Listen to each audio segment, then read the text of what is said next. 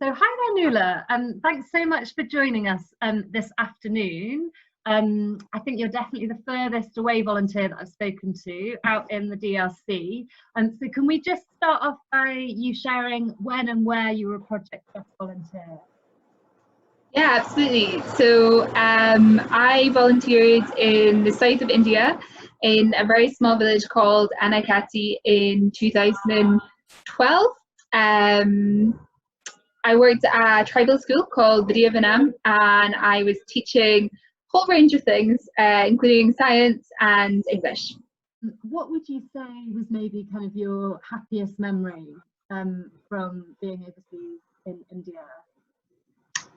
I think for me, the standout thing from volunteering overseas with Project was really the integration into the community, and the way that we experienced and learned different cultures. It's really quite unique to Project, and I think has shaped my experience of traveling and working overseas ever since. Being invited over to people's houses, learning sort of about local customs, wearing local dress, and really starting to piece all together the history and the politics with the everyday culture to get a really full, comprehensive picture of the world that we lived in. Brilliant, thank you. And what about, would you say, obviously there's some very challenging times being that age, sort of 18, and living in India. What would you say was maybe the biggest challenge or the most challenging time that you faced whilst away? Yeah, I mean, I think, when I think about my experiences now and I look back on sort of when I started traveling and being 17 and leaving a small village in Scotland to go across to India, not really, Project Trust do a really good job of preparing you, but you're still not quite sure what you're getting yourself into.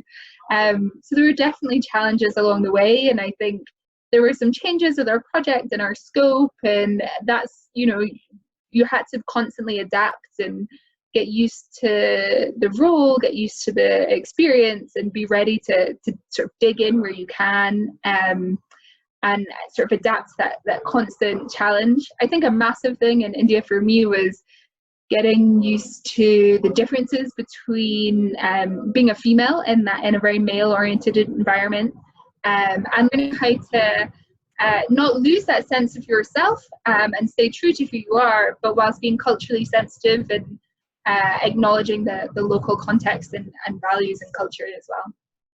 Brilliant, thank you. And what is it that you currently do now, Nuala? So I currently work on a program in Goma, it's in Goma and Bukavu, two of the largest cities in eastern DRC. For an international humanitarian and development charity called Project Trust, not called Project Trust, called Mercy Corps. So I've been out here since November last year, and I work on the program coordination and grants management and donor management side of things. The program is a 5-year, pretty big scale program which looks at providing water and equitable governance in Eastern DRC. But I think, when I look at the connections between Project Trust and what I do now and my experiences, I think it really shaped the way I think about my relationship with an employer, for example, and inspired me to make sure I was working for a really values-driven organization, something that I believed in, and an organization that I thought would, was really reflective of the kind of person that I was or that I am, and my outlook on the world. Brilliant, thank you. And could you maybe just share with us what does a typical day or a typical week look like for you at the moment in the DRC? Yeah, well, in the COVID-19 context, there's no typical day in the DRC, and there's definitely no typical day in this context. I spend a lot of my day working with our different kind of stakeholders in our team and across the organization, liaising with our donor, it's lots of things happen in French. Well, everything happens in French here, and I'm still improving on the language side of things. So there's a lot of translation of documents and things like that. So yeah, the day starts around 7:30, I guess, in the office, and it lasts often till quite late at night. But the best part of my day, is really working with my colleagues that are from the area and from the country, and thinking about the role that this program has in the lives of people in these cities, but also my ability to it's the same as what I was saying in India, meeting local people and beginning to understand the context of this environment, and then the ability of our program to change things and to make really sustainable change. Brilliant, thank you very much. And any thoughts on kind of where, like in 10 years time, where might you like to be, or what might you like to be doing? God, 10 years feels like a long way away at the minute. But I guess I want to continue in this sector. I really, since I was younger, since I did projects, I've really been interested in pursuing a career overseas. And this part of the world, Africa, I find it absolutely fascinating. And again, the other thing, that project taught me, I think there's some people that approach their career in short-term kind of boosts. But the sustainability element of going away overseas for 12 months, which was really unique to project, really demonstrated to me the importance of sustainability and the importance of your holistic understanding of an environment and a history and a place to be able to really make the most sort of positive difference. And again, that's kind of how I feel about my role here. I don't want to just be another expat that comes in for 3 months, 6 months, 9 months for an intervention and leaves again. I want to really sort of start to understand the place and the history and the culture, whether it's in the DRC itself or in other countries in Africa. So probably in 10 years' time, yeah, I imagine I'll still be working in this region. Whether I head back to head office in the UK or not by then, we'll see.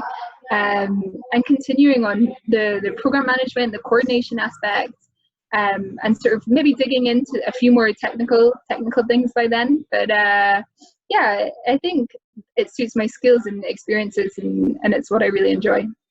Brilliant. And then lastly, how has your Project Trust experience, and you've sort of touched on this anyway, Nuala, but impacted your global view of the world?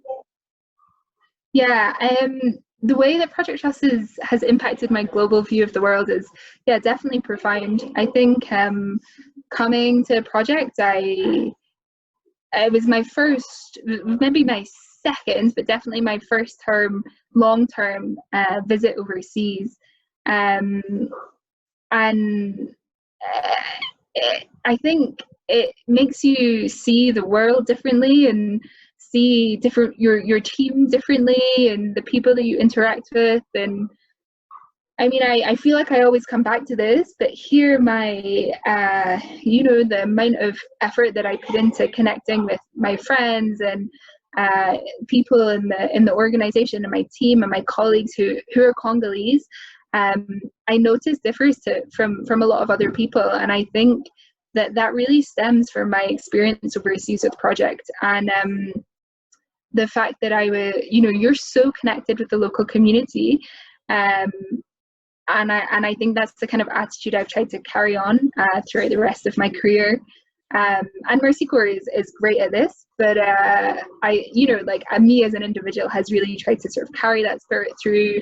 And yeah, looking, I guess, at that equality aspect too, like we're not coming in to provide solutions or aid, like we're coming in to learn and support and facilitate in the same way that we did with projects when we were overseas as volunteers.